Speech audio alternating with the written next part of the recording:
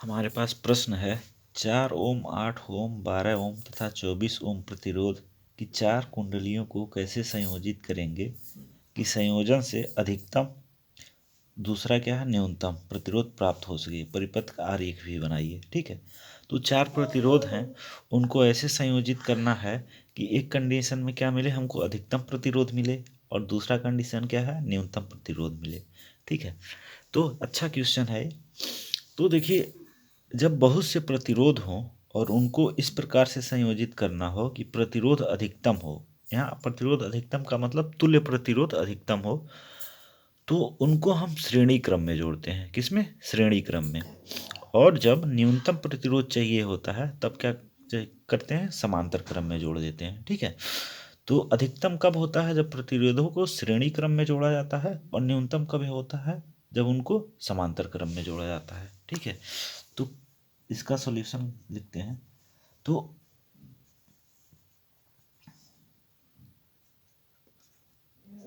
जब जब प्रतिरोधों को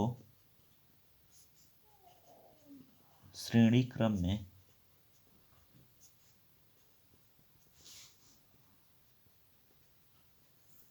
जोड़ेंगे तो प्रतिरोध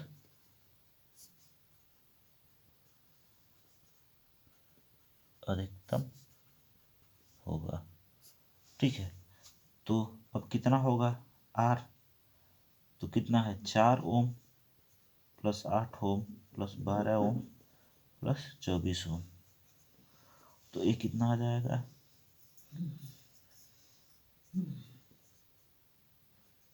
48 ओम आ जाएगा। ठीक, अब इसका बोला है चित्र भी बनाने के लिए, तो मान लेते हैं एक प्रतिरोध ऐसे है। पहला प्रतिरोध हो गया,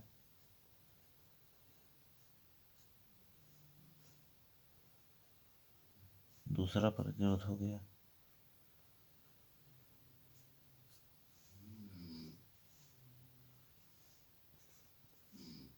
और दो बिंदु दर्शा लिए। और ये कितने ओम का है? 4 ओम, 8 ओम, 12 ओम, 24 ओम। ठीक है, तो पहला हो गया। दूसरा, समांतर क्रम में जोड़ने पर प्रतिरोध न्यूनतम होगा।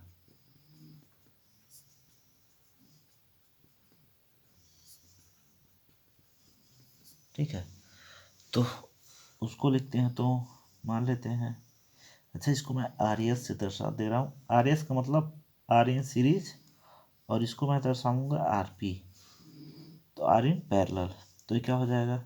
1/4 प्लस 1/8, 1/12 प्लस 1/24। ठीक है, इसको सॉल्व करेंगे हम लोग एलसीएम लेके। ठीक है, तो इन सब का एलसीएम लॉसो कितना आ जाएगा? 24। ठीक है, तो ये हो जाएगा हमारे पास यहाँ पे 6, 3, 2 प्लस 1। ठीक, और सिंप्लीफाई करेंगे तो हो जाएगा 6 3 9, 9 2 11 1 12, 12/24। ठीक है, और इसको और सिंप्लीफाई कर लेंगे तो 12 से 24 दो बार में कट जाएगा। तो 1/RP क्या आ गया? 1/2, यानी आरपी का मान क्या आ गया? 2 आ गया। ठीक है, आरपी का मान क्या आ गया? 2 ओम आ गया। अब इसका सर्किट अगर हमको बनाना होगा तो ऐसे हो जाएगा।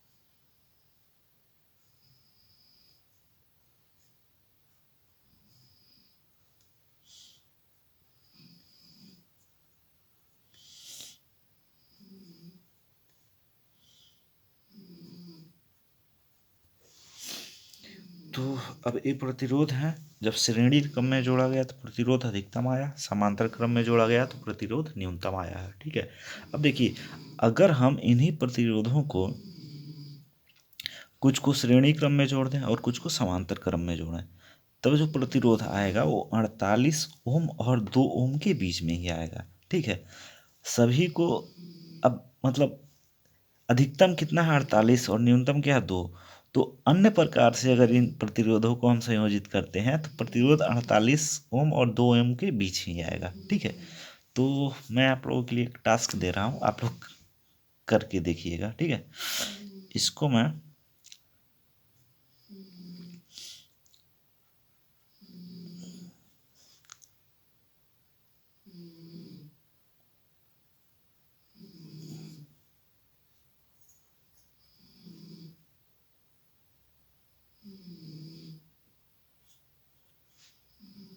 ठीक है, इसका तुल्य प्रतिरोध निकालिएगा। ठीक है, ये क्या है 4 ओम है, ये 8 ओम, ये 12 ओम और ये 24 ओम। ठीक है, और आंसर कमेंट में ज़रूर कीजिएगा। ठीक है, और देखिएगा इसका आंसर जो आएगा वो 48 से कम होगा और 2 से ज़्यादा होगा। अब हमारे पास एक सवाल है। ठीक है, इसमें दिया सभी प्रतिरोधों में विद्युत धारा तथा उनके सिरों के मध्य विभवांतर ज्ञात कीजिए। तो देखिए यहाँ पे एक प्रतिरोध है 3 ओम का, यहाँ पे 2 ओम का एक प्रतिरोध है और इसके समांतर क्रम में एक 2 ओम का प्रतिरोध लगा है। ठीक है, और ये दोनों मिलके इसके श्रेणी क्रम में लगे हुए हैं। ठीक है, और यहाँ से 12 वोल्ट की एक बैटरी जोड़ी गई है। ठीक है, तो इससे इसमें धारा बहेगी। अब इसको हमको सॉल्व करना है। ठीक है, तो हम मान लेते हैं कि इसमें क्या है धारा आई है। ठीक है, अब देखिए ये धारा आई जब जाएगी तो यहाँ पे 2 भागों में बट जाएगी, एक इधर चली जाएगी और एक इधर चली जाएगी।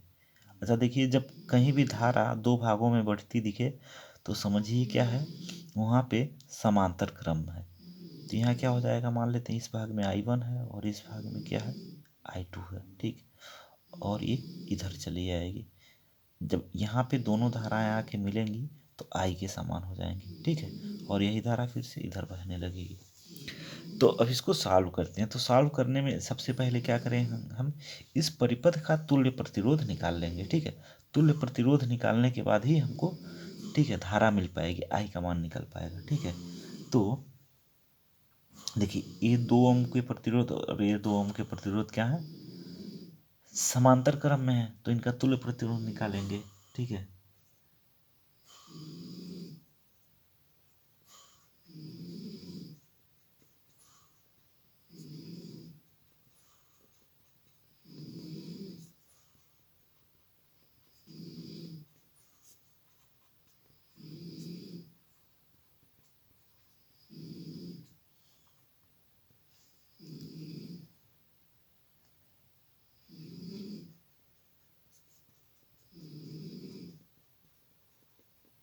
तो इनका तुल्य प्रतिरोध मान लेते हैं आर डैश।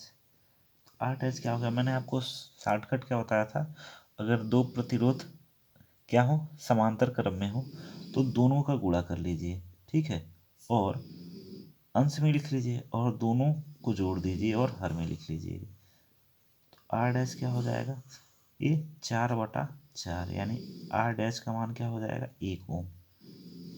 ठीक है, क्या आ जाएगा 1 ओम। और परिपथ का तुल्य प्रतिरोध क्या हो जाएगा,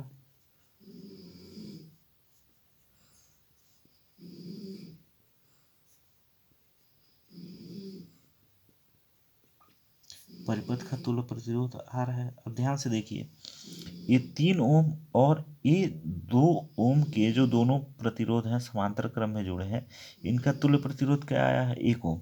ये क्या होंगे श्रेणी क्रम में हो जाएंगे, तो यानी क्या हो जाएगा 3 + 1 बराबर ये 4 ओम हो जाएगा, 4 ओम हो जाएगा। ठीक, अब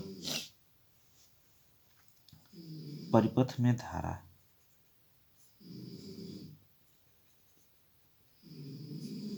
परिपथ में धारा कैसे निकालेंगे, देखिए हम जानते हैं I बराबर V/R। ठीक है, ये कैसे पता है हमको, ओम के नियम से। ओम के नियम से ये बात हमको पता है, ठीक है। तो आई का मान क्या हो जाएगा, ठीक है, आई का मान हो जाएगा, वी का मान क्या दे रखा 12, और आर, ये आर का मान क्या निकाला हम लोगों ने 4 ओम। तो आई का मान हो जाएगा 4 3 12, 3 एम्पियर, ठीक है। तो आई का मान क्या आ गया 3 एम्पियर। अब ध्यान से देखिए, यहाँ पे ये धारा आई जो है 2 भागों में बट रही है, ठीक है। तो आई बराबर हम लिख सकते हैं I1 प्लस I2, या फिर I1 प्लस I2 बराबर क्या है, आई का मान क्या है 3 एम्पियर, 3 के। इसको हम समीकरण 1 मान लेते हैं, ठीक है। और ध्यान से देखिए, ये दोनों समांतर क्रम में हैं, तो दोनों प्रतिरोध जब समांतर क्रम में जुड़े हैं तो इनके सिरों के मध्य का विभवांतर क्या हो जाएगा, बराबर हो जाएगा, ठीक है। तो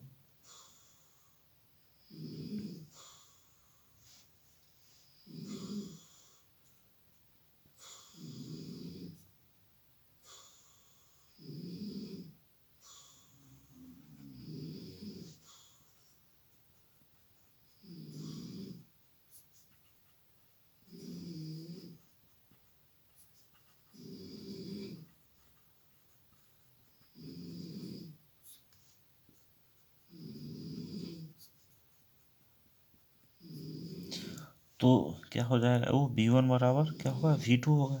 V1 को हम I और R के पद में लिखना चाहें तो क्या होगा, इसमें V1 I1 हो जाएगा, और इसमें R का मान क्या है 2, और यहाँ पे I2 गुणे 2, 2 से 2 कैंसिल, I1 का मान क्या है I2 के, ठीक है। तो I1 बराबर I2 आ गया, ठीक है। इसको मैं मान लेता हूँ समीकरण 2, ठीक है। I1 का मान समीकरण 1 में रखने पर, ठीक है, अब रख देते हैं, तो क्या हो जाएगा I2 प्लस I2 बराबर 3, या फिर 2I2 बराबर क्या हो जाएगा 3, या फिर I2 का मान क्या आ जाएगा 1.5, I1 किसके बराबर है I2 के, ये भी क्या हो जाएगा 1.5 हो जाएगा, ठीक है। तो I1 और I2 का मान हमको मिल गया, ठीक है। अब इन दोनों को जोड़ के देखिए 1.5 1.5 3 के बराबर आ रहा है। तो ये हमको सभी प्रतिरोधों में किसका मान मिल गया, धारा का मान मिल गया। और एक चीज़ ध्यान रखिए, यहाँ पे कभी भी जब दो प्रतिरोध समांतर में लगे हों और दोनों प्रतिरोध का मान क्या हो, ठीक है, समान हो, ठीक है, तो उनमें बहने वाली धारा भी क्या होगी, समान होगी, ठीक। ये बात जरूर याद रखें, ये बात बहुबल की बहुविकल्पी प्रश्नों में बहुत ज़्यादा काम आएगी। जैसे देखिए, ए और ए प्रतिरोध क्या है, समांतर क्रम में जुड़े थे, और इसका प्रतिरोध 2 ओम था, इसका प्रतिरोध 2 ओम था, तो दोनों प्रतिरोध बराबर थे, प्रतिरोध का मान क्या था, बराबर था, इसलिए इनमें बहने वाली धारा भी क्या थी, बराबर थी, ठीक है। निकाल के हम लोग देखिए I1 और I2 का मान क्या है 1.5 एम्पियर, ठीक है। अब इसको मैं मिटा रहा हूँ ताकि हम लोग क्या करें, विभवांतर निकाल पाएँ, ठीक है। और 3 ओम का जो प्रतिरोध है,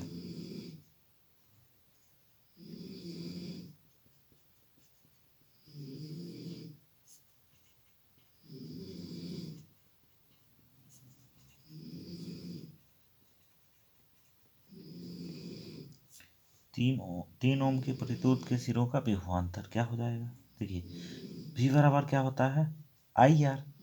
तो किसी भी प्रतिरोध के सिरों के बीच का विभवांतर निकालना हो तो उसमें बहने वाली धारा और उसके प्रतिरोध के मान से गुणा कर दीजिए, विभवांतर पता चल जाएगा। तो 3 ओम में ये जो धारा आगे बढ़ती हुई इसी में जाएगी, I बहेगा, ठीक है। और इसका प्रतिरोध क्या है 3 ओम, ठीक है। इसमें I गुणित 3 हो जाएगा, I का मान क्या निकला है 3 निकला है, 3, तो ये क्या हो जाएगा 3 त्रिका 9 वोल्ट, ठीक है। और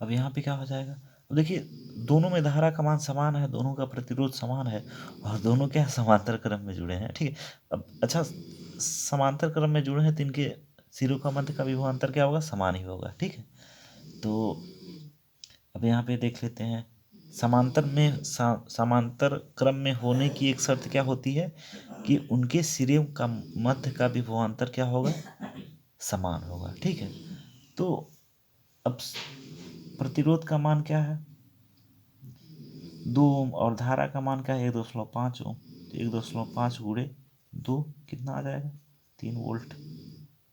ठीक है, अच्छा, अब एक चीज और ध्यान दीजिएगा, जब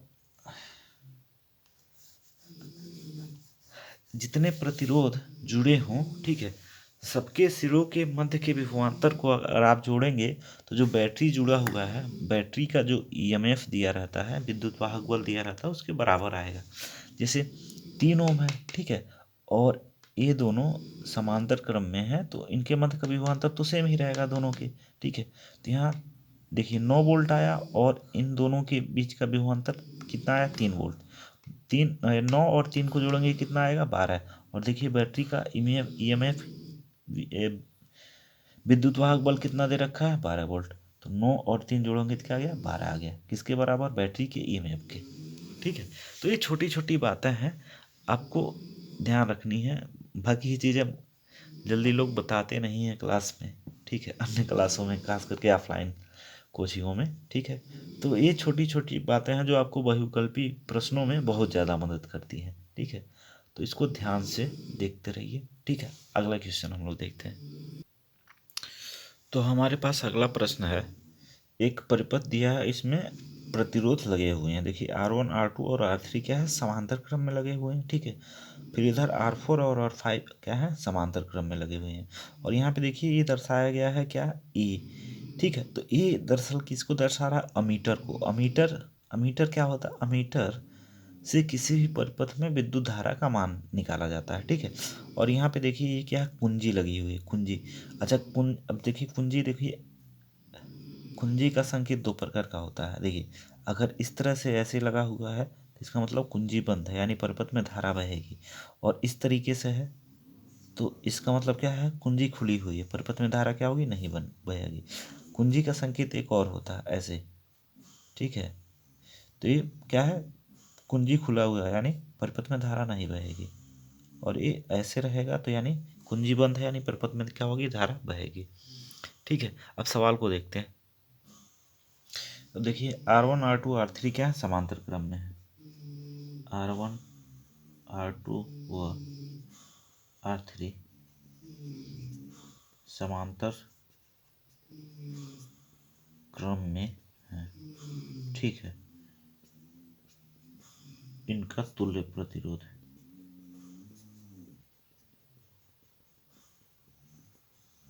इनका तुल्य प्रतिरोध क्या है, R डैच। ठीक है, तो R डैच हम कैसे निकालेंगे, 1/R1 1/R2 1/R3। ठीक है, अब देखिए 1/R डैश क्या हो जाएगा, 1/R1 क्या है, R1 का मान क्या दे रखा है, 15। तो 1/15। R2 का मान क्या रखा है, 10। तो 1/10। R3 का मान क्या दे रखा है, 30। तो ये क्या हो गया, 1/30। ठीक है, अब इनको जोड़ते हैं, सॉल्व करते हैं। ठीक है, तो इसको सॉल्व करेंगे हम लोग, 1/R डैश। तो देखिए इन सब का एलसीएम क्या आ जाएगा, 30 आ जाएगा। ठीक है, यहाँ पे 2 आएगा, यहाँ पे क्या आ जाएगा, 3 आएगा, यहाँ पे 1 आ जाएगा। 1/R डैश का मान क्या आ जाएगा, 2 3 5 1 6, 6/30। ठीक है, 5 बार में कट जाएगा। R डैश का मान हमारे पास क्या आ जाएगा, 5 ओम। ठीक है, R डैश का मान क्या आ गया, 5 ओम। अब देखिए R4 और R5 क्या है, समांतर क्रम में है। R4 व R5 समांतर क्रम में है, इनका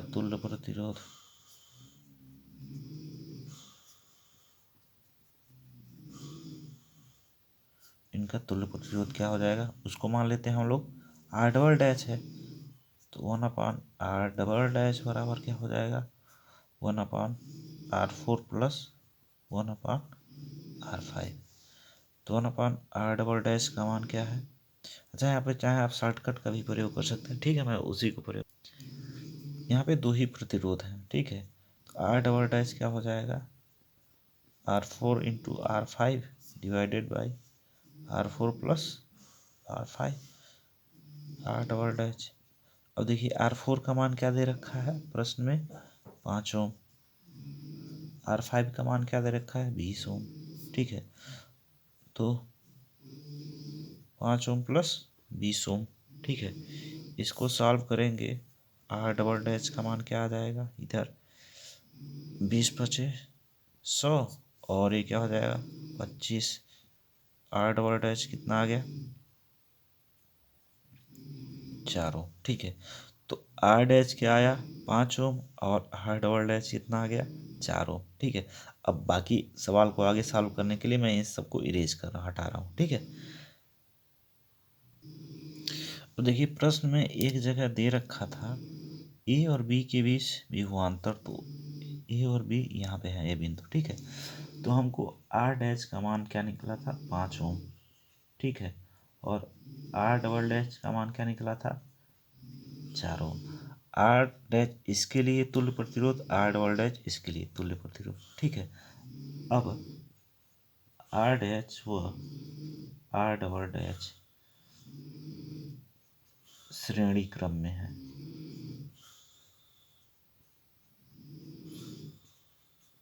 श्रेणी क्रम में है, ठीक है, तुल्य प्रतिरोध, ठीक है। अच्छा, ये परिपथ का हो जाएगा, ठीक है, आर डैश और आर डबल डैश को मिला के जो प्रतिरोध मिलेगा हमको, वो क्या हो जाएगा, परिपथ का तुल्य प्रतिरोध हो जाएगा। तो क्या हो जाएगा, R dash plus R double dash, तो आर का मान क्या हो जाएगा, आर डैश का मान क्या है 5 ohm plus R double dash का मान 4 ओम, तो आर का मान क्या हो जाएगा 5×4 = 9, ठीक है। तो ये पूरे परिपथ का तुल्य प्रतिरोध है या फिर पूरे परिपथ का कुल प्रतिरोध है, ठीक है। अब देखिए ऐसा क्यों है कि आर डैच और देखिए इसको मिला करके हम क्या कर सकते हैं, ऐसे ये आर डैच हो गया और यहाँ पे इन दोनों की जगह ऐसे, तो ये देखिए दोनों क्या है, दोनों किस क्रम में हो गए, श्रेणी क्रम में हो गए ना, इसका पहला सिरा यहाँ है, दूसरा सिरा यहाँ है, इसका पहला सिरा यहाँ, दूसरा सिरा यहाँ, ठीक है। तो ये मिला के क्या बना रहे हैं, ये मिला के बना रहे हैं श्रेणी क्रम, ठीक। आगे सॉल्व करते हैं, ठीक है। परिपथ में धारा,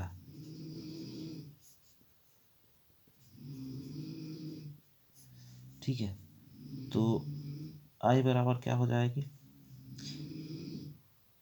अच्छा ई अपान आर भी लिख सकते हैं और वी अपान आर भी। ई का मतलब क्या होता है, विद्युत वाहक बल, तो यहाँ पे कितना दे रखा है 18 वोल्ट, तो 18 हो गया, आर का मान क्या है 9, तो आई का मान हमारे पास आ जाएगा 2 एम्पियर, कितना आ जाएगा 2 एम्पियर। तो अच्छा कहीं कहीं प्रश्न में पूछ सकता है कि इसी में कि अमीटर का अमीटर का रीडिंग बताइए, रीडिंग पाठ्यांक बताइए, ठीक है। तो वही पाठ्यांक क्या होगा, अमीटर धारा नापता है, तो धारा क्या होगी, देखिए परिपथ में यहाँ से धारा निकलेगी, इधर बट जाएगी, फिर यहाँ जाके मिल जाएगी, फिर यहाँ आएगी, यहाँ और यहाँ बट जाएगी, फिर आके मिल जाएगी, और वही धारा यहाँ से होके बहेगी, ठीक है। तो यानी आई ही धारा इसमें से होके बहेगी। तो अगर इस प्रश्न में पूछा होता अमीटर का पाठ्यांक क्या होता, तो अमीटर का पाठ्यांक क्या होता 2 एम्पियर होता, ठीक है। तो हमने क्या निकाल लिया, तुल्य प्रतिरोध निकाल लिया, परिपथ का कुल प्रतिरोध, परिपथ में धारा निकाल लिया, और ए और बी के मध्य विभवांतर निकालते हैं, ठीक है। ए व बी के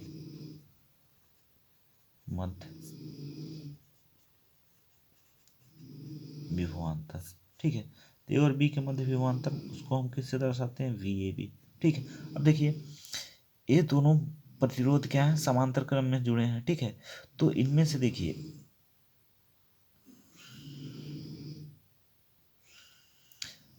अब इसको निकालने के लिए हमको क्या करना पड़ेगा, देखिए अब इस परिपथ में पहले धारा का मान निकालना पड़ेगा। धारा का मान निकाल लेंगे तब जाके कहीं हम इसमें और इसमें। ठीक है, तो ये आई धारा बह रही है यहाँ से, ठीक है, और यहाँ पे भी आई धारा जा रही, लेकिन जब यहाँ आएगी धारा तो दो भागों में बट जाएगी। यहाँ मान लेते हैं I1 है और यहाँ क्या मान लेते हैं I2 है। तो हम पहला समीकरण लिखेंगे I1 प्लस I2 बराबर क्या हो जाएगा, आई का मान क्या है, आई का मान 2 एम्पियर है। I1 प्लस I2 बराबर क्या है, 2 एम्पियर। इसको मानते हैं हम लोग पहला समीकरण। ठीक है, अब देखिए V4 बराबर V5। ठीक है, R4 व R5 समांतर क्रम में है।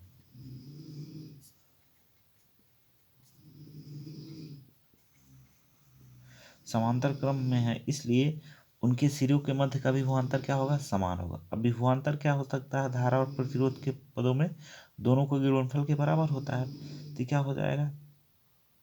अच्छा एक चीज़ मैं इसको थोड़ा सा चेंज कर रहा हूँ, इसको मैं I4 लिख रहा हूँ और इसको क्या लिख रहा हूँ, I5, ताकि समझने में आसानी रहे। ठीक है, ये I4 हो गया और ये I5 हो गया। तो I4 इंटू R4 बराबर I5 इंटू R5। I4 का मान तो पता नहीं है लेकिन R4 का मान पता है। R4 का मान दे रखा है 5 ओम।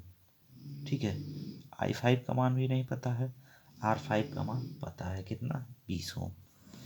तो 5 से इसको काटेंगे 4 बार में कट जाएगा, तो I4 का मान आ जाएगा 4I5। इसको मानते हैं समीकरण 2। ठीक है, अब क्या करते हैं, समीकरण 1 में I4 का मान रखने पर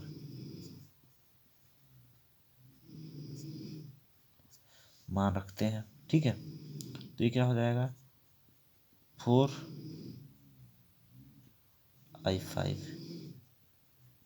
प्लस I5 बराबर 2। ये क्या हो जाएगा, 5I5 बराबर 2। ठीक है, अब I5 का मान यहाँ से क्या निकल आएगा, यहाँ से I5 का मान होगा I5 बराबर 2/5। I5 का मान आ जाएगा 0.4 एम्पियर। ठीक है, अब इतने की सहायता से हम लोग आसानी से निकाल सकते हैं। ठीक है, V5 क्या हो जाएगा, V5 I5 into R5, 0.4 into R5 का मान क्या है, 20 है। ठीक है, तो इसमें गुणा करें तो हमारा 8 आ जाएगा, 8 वोल्ट। कितना आएगा, 8 वोल्ट। ठीक, अब बाकी आगे सॉल्व करने के लिए मैं थोड़ा इधर वाला पोर्शन मिटा रहा हूँ। देखिए VAB जो होगा वो V5 के बराबर होगा। ठीक है, तो VAB यानी A और B के बीच का विभवांतर क्या आ जाएगा, 8 वोल्ट। ठीक, 8 वोल्ट आ जाएगा। तो देखिए ये V4 और V5 क्या हो जाएगा, बराबर ही आएगा। ठीक है, तो चाहे तो इसको मैं अब दिखा सकता हूँ आपको, जैसे देखिए I5 का मान कितना आया, 0.4 एम्पियर। ठीक है, और I4 क्या था, I4 बराबर था 4I5। ठीक है, तो यहाँ पे मान रखिए तो 0.4 हो जाएगा, मल्टीप्लाई करेंगे तो 1.6 एम्पियर आएगा। तो V4 कितना होगा, I4 इंटू R4। ठीक है, और यहाँ पे I4 का मान रखिए 1.6 और R4 का मान है क्या, 5। ठीक है, क्या हो जाएगा, इसमें गुणा कीजिए तो ये भी 8 वोल्ट ही आएगा। ठीक है, तो जब समांतर क्रम में प्रतिरोध लगे हों और उनके मध्य का विभवांतर पूछे तो किसी एक परिपथ में धारा निकाल लीजिए और धारा जिस प्रतिरोध में धारा निकली हो उसी के प्रतिरोध के मान से गुणा कर दीजिए, तो वहाँ पे हमको विभवांतर पता चल जाएगा। ठीक है, तो ये बढ़िया सवाल था, अच्छा सवाल था इस। ठीक है, तो इसको खुद से ज़रूर लगाने की कोशिश कीजिएगा। ठीक है, देख के समझ के प्रश्न नोट कीजिएगा, फिर खुद से सॉल्व कीजिएगा। ठीक है, नहीं समझ आएगा तो फिर से सोल्यूशन देख लीजिएगा। ठीक है, तो वीडियो अच्छा लगे तो शेयर करें, लाइक करें। ठीक है, और चैनल को सब्सक्राइब करें।